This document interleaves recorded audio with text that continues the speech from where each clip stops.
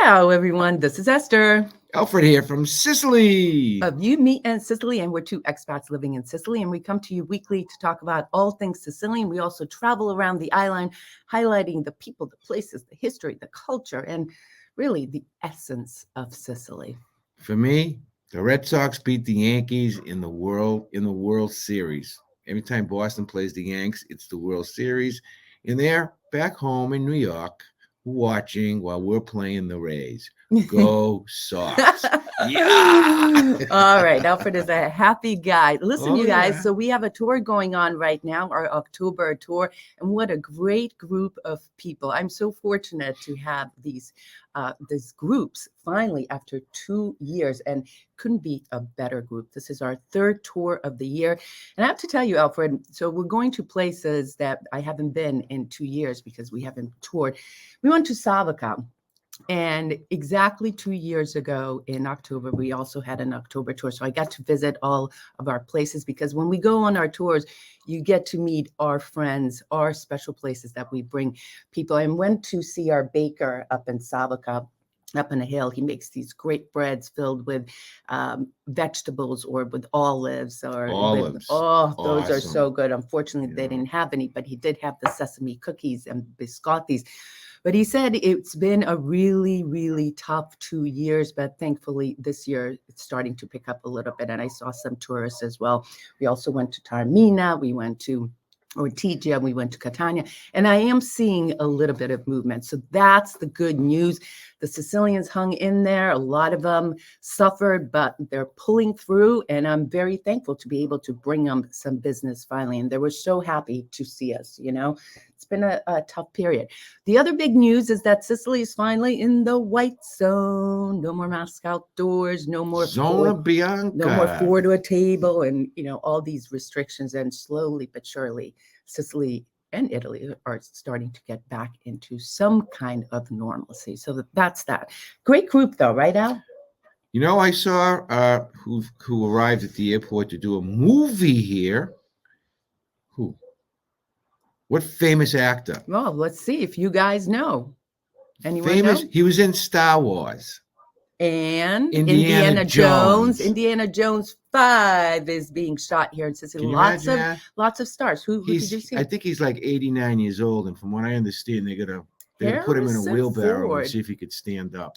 I don't know what he's gonna do. He's probably gonna play a grandfather or something. No, but seriously, this is really good for Sicily. Harrison Ford is shooting Indiana Jones 5, and he's going to be in Ortigia. He's going to be, I believe, Segesta, in Cefalù, Castellamare, all over. So Seriously. This is really good. I have to tip my hat to the governor of president of Italy, Musumeci, and Raza, the guy that's in charge of the health. Mhm. They cracked down, and boom! After that big influx of Italians after the Ferragosto in August, we said that by the middle of October, it was going to go back into the white zone, and they were right. And they have been putting so much pressure on schools and teachers and to get the vaccination. So now the population is at least prepared. God forbid something breaks out. We're in a lot better shape than we were, Bunster, in 2019. That I can tell you. 2020. Excuse me. Whenever it was, it's a nightmare for me. I deleted it from my memory banks. That year didn't exist, huh? But that's a good thing. And one more thing I wanted to say. Our website, www.youmeandsicily.com. We have 2 things posted there now.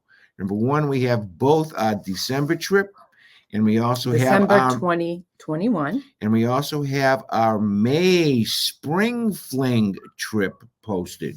2022. We have 2 of them posted. Within another 3 weeks, we'll have our June trip. But that May trip is going to be a sellout. So if you're interested in coming to Sicily, if you have travel, whatever it's called, being cooped up, it'll be okay by next May. Come on down. We do the East Coast, and we have a great time, great food, great Name everything. some of the places we're going to. Well, we're going to go across to Taormina, across to Ortigia, across to Mount Etna, weather permitting.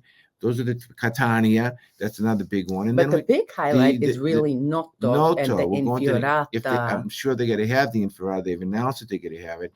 And that's a great trip. But you have to let Esther know, because that one is going to be a sellout. We have pent up demand. If you just send her an email. www.youmeetinsicily.com and we'll get back to you. And the second thing, wait a minute. The second thing is all our t-shirts are up now. Well, let me just add about the tours that if you guys don't want to come on a tour, on a group tour, we also do a lot of customized tours. So message me about that. And wait a minute. And the second thing is our entire line of t-shirts is now up, and those are flying out too. Okay. My daughter Jen has been nice enough. She's going to be shipping them every Friday, once a week, because I don't want to drive her crazy. I have been driving her crazy with these damn things. So get an order in this weekend, and Friday she's going to ship it. And that's it. When we run out, we'll get more stuff, but the people seem to like them. Hey, what do you have in here? Well, wait a sec. Before that, do you guys know what happened in downtown Catania? Did you hear what happened? I don't care what you call it. Some called it a cyclone. Some called it a tornado. Some called it a downburst, whatever. Downburst. It was downright scary. So we were with the group in downtown Catania via Etnea, looking at the historic sites. We had a beautiful time with our guide, Juicy. She took us around, and then we were hanging out at the cafe at Via Etnea, waiting to go to dinner.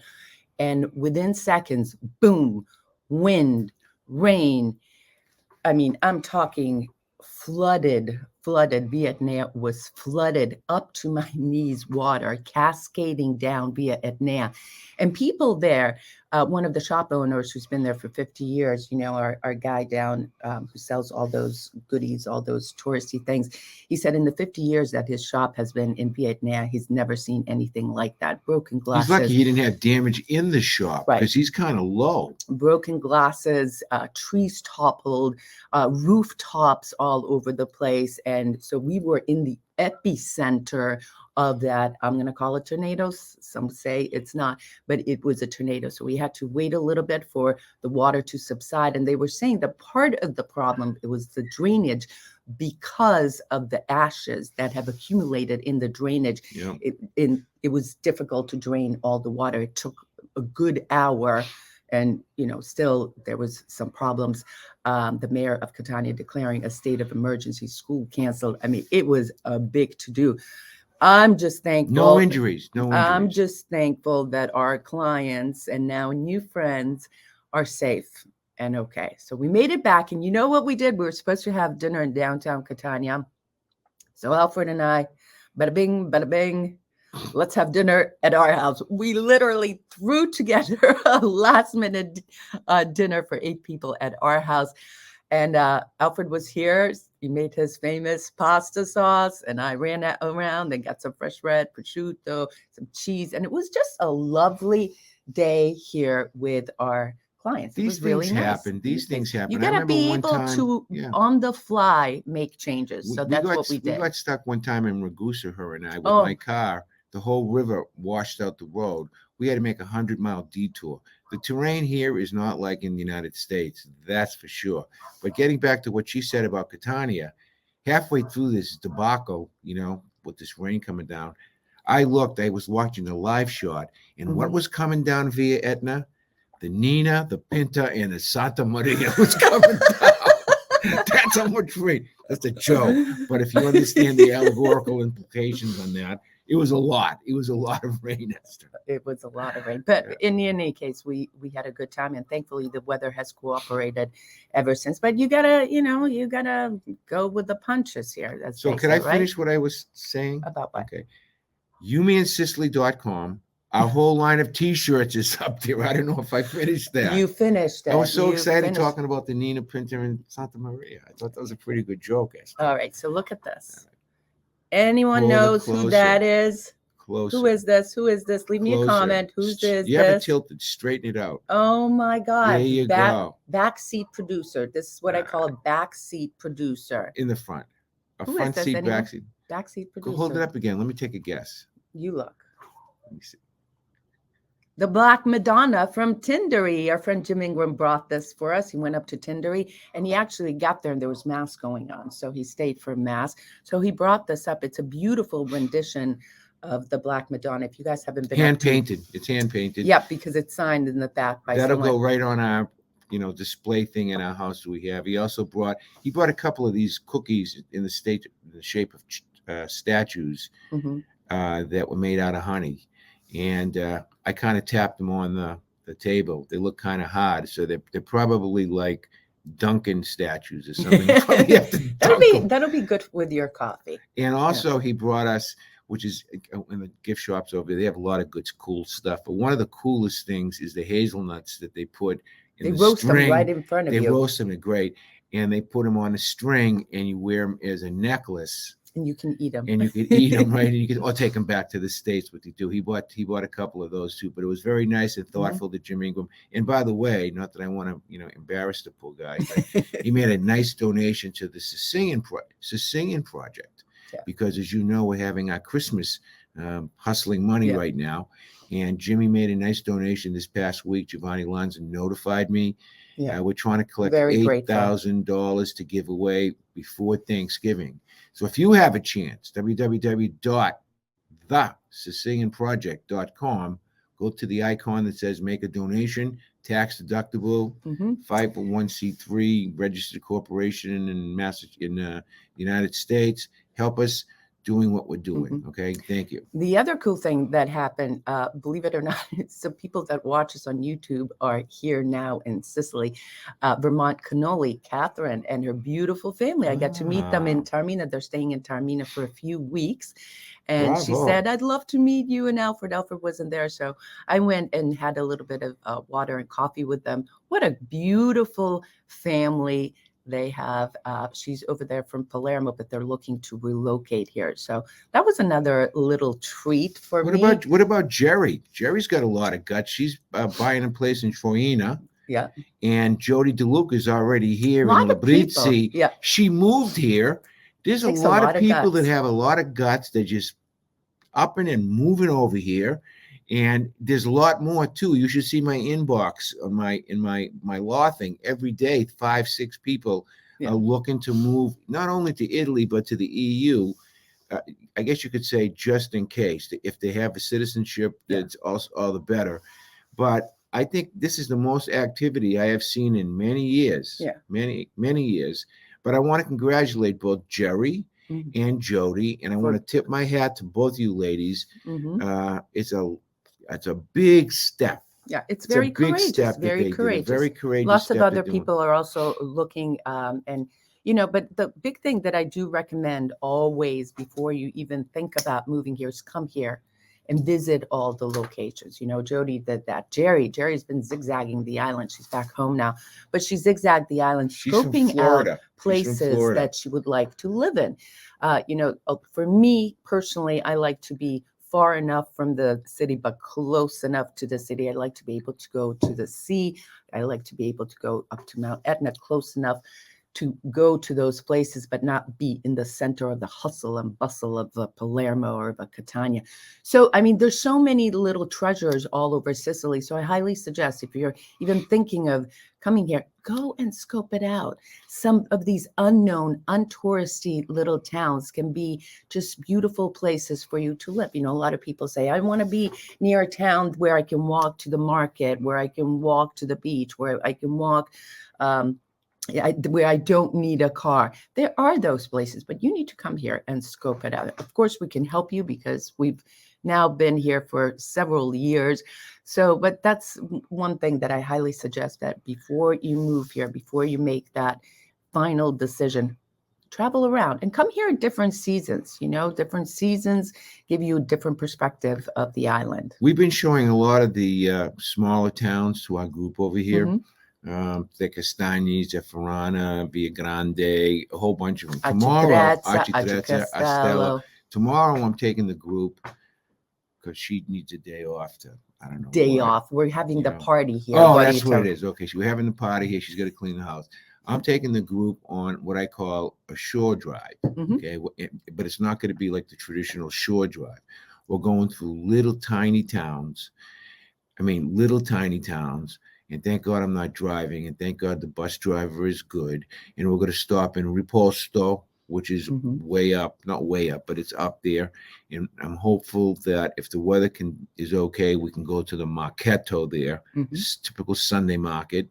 We're going to go also to Miscali up there as well. And we'll finish off at the Raccontani section of Giardini Naxos, which usually people don't go to that section. Yeah. So it'll give these people tomorrow a nice perspective of the Sicilian countryside, and people want to see the countryside beside the big tourist Yeah, attraction. that's been, So I that'll mean, be I fun. think that's a really great thing that we offer people, that we go off the beaten path to some of these smaller places, not something you would read in a tourist brochure, these little towns that are so quaint, not many tourists. Well, Even, yeah. Even in Acitrezza, you get a feel for the guys pulling up a chair and a table, just plopping it down in the middle of the square, and they start playing the Briscola or the Sette Più or Scopa or whatever game. And it just gives people a sense of everyday life here. One other thing is one of our guests sent us the itinerary of a big tour operator, for next year. And they land in Palermo, and they kind of circumvent southern portion of Sicily, and they end up in Catania. They arrive in Palermo, and then they take off. But the thing that I rejected many years ago was the whole concept of, if it's Tuesday, it must be Belgium. In other words, you stay in one place for 2 or 3 days, pack your belongings, go to another hotel 70 miles away, unpack your belongings, stay there for a couple more days. Because believe me when I tell you, people are exhausted and excited to begin with to come here, and to pack and unpack 3 different times is not a good thing. That actually tires people. You have to get up early in the morning for check-in purposes wherever you're driving. It's a pain in the butt. We have one place located beautifully, the residence over here on the East Coast, and we have a great place on the West Coast, and we kind of fan out. We have skilled guides and skilled drivers who know where to go, and our clients are not tired. We want you, if you come with us, to go home refreshed, not exhausted. That's really why we do that. Alfred, it's really a waste of time. You have to think about packing and unpacking and readjusting and blah, blah, blah, blah, blah. So I always recommend to people to really try to stay in one place for a minimum of 7 days. But if you want to go to the other side, minimum of 7 days, stay in one location. And as Alfred said, fan out, because, we're in a very central located area. 40 minutes from Taormina, 20 minutes from Catania, an hour from Ortigia. So that way you can also enjoy the countryside while driving. You don't have to worry about checking in, checking out, and all that. So who are the people that jumped in for dinner with you that you said were delightful people? They were the Latoyas. What a fun group. Their name? Russ and Kathy. That was so much fun. Russ and Kathy? Yep, over there in Palermo, and they came with us on the Etna Day. We went to some of the little comune, Paese Etnea, Viagrande. We stopped at Alfio's, at that place that has all the unbelievable Sicilian products, from ham, cheese, to wine, to a million types of pasta, to fruits, vegetables, breads, olive oil, anything you can imagine in an Italian Sicilian market, he has. So we stopped there. We stopped in Trecastagni. We went to your St. Kathy and Russ Latoya. You said it. Kathy and Russ Latoya. Yeah, it was a pleasure meeting you guys. I'm sorry I didn't meet you. Could I just give a message to them? They're coming back. Okay, but Kathy and Russ, I'm sorry I wasn't there, but I was kind of milking it this week. We've been busy as hell. Massimo and I have been busy in hell with legal work. A lot of people are buying property. But let me finish about the Etna Day. Let me just finish about the Etna Day. I know you were holding down the fortress here at the house. So the Etna Day. Yeah, the fortress. So can I finish about the Etna Day? That's the funniest thing you've said in weeks. You guys enjoying this video? Make sure you hit the like button. Leave me a comment. Anyway, the Etna Day. So we stopped in the Paese Etnea. So we went all the way up through Zeffarana, all the way up to Refugee Sapienza. And let me tell you, it was a little bit cloudy, like a lot cloudy. We didn't get to see the craters. It was so cloudy, but we hung out in the shop, and Juicy was great explaining the history of Mama Etna. And then we went down to our vineyard, Terra Costantino, had a great visit there. And we finished up the Etna day at a typical Etna restaurant, Piccolo Mundo.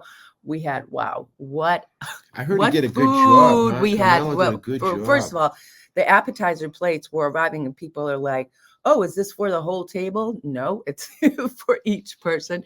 They had that, the focaccia, and then the meats, sausage, involtini of with pistachio. They had the polpetta of meat.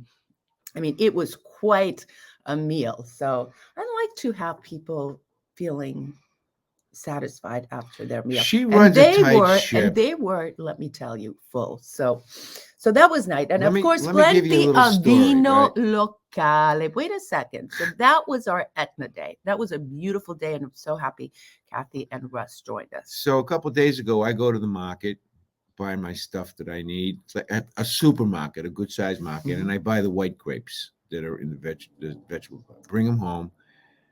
So she's unpacking the bag. She's glaring at me. She says, "What are you doing? Where did you buy these grapes from?" Oh, I knew, said Conan. And I said, "Conad." She says, "Well, we're not serving them to our clients when they come here. There's no way." So, I ended up feeding the birds. Excuse with me, them what was it good? because she only wants 0 kilometer stuff on Local our stuff. table. Wait, were the grapes good? Yes. They were like, no, they weren't good at all. They weren't good at all. I mean, I rest my honestly, case, Your Honor. I Yeah. bust his ball about that. Buy local. I have 2 of them, balls, plural. Well, okay. Anyway, so I do. First of all, I like to support the little supermarket, the mom and pop places. And I know for a fact that they get their stuff from local. They don't import it from Italy or other countries. Of course, they do import some fruits and vegetables, but when I know it's Sicilian, I buy Sicilian, period. End of sentence. And in fact, the artichokes were out a couple weeks ago. And I asked, where are these from? France. Nope, I'm not going to buy that. I'm going to wait till the Sicilian artichokes come. And the same with the chestnuts, which, by the way, now is the time. We have our great friend and Italian language instructor. I call her the perfect Sicilian woman because really she is. She's beautiful, intelligent, a great mother, etc. Esther asked her to come over here next week early for one of the dinners. And to do a cooking demo. She's going to do how she makes homemade scacciata, okay? How a typical house in Sicily, the woman of the house, who's really the boss, makes that. And we augment that with other things. I can't remember exactly what we could have, appetizer and all this other stuff. But what we've been doing, too, always, is we have desserts made from these little shops that we know have great stuff. Okay, we had ricotta cannolis the other night, and one night this week, either tomorrow or whatever, we're having cassata cake, but not the crappy cassata cake that you buy in a commercial establishment. This is going to be killer. Epic. Epic. We've had it from there before. So I hope your mouth is watering, and I hope you say, Esther and Alfred, they know how to put on a show for the people. But Sicily's the show. Alfred and Esther is not the show. We're never the show.